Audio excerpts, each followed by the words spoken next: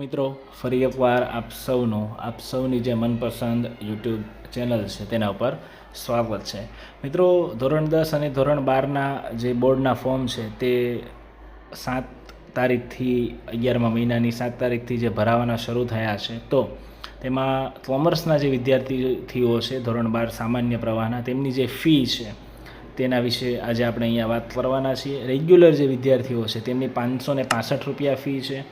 કોઈ એક વિષયની પરીક્ષા આપવા માગતા હોય તો 160, 2 વિષય હોય તો 255, 3 વિષય હોય તો 330, 3 વિષયથી વધારે હોય તો 565.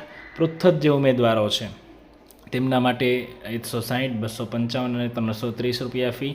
અને નિયમિત અને GS-OSના જે વિદ્યાર્થીઓ છે તેમની પણ ફીનો જે દર છે તે 565, 160, 255, 330 અને 565 આ પ્રમાણે છે.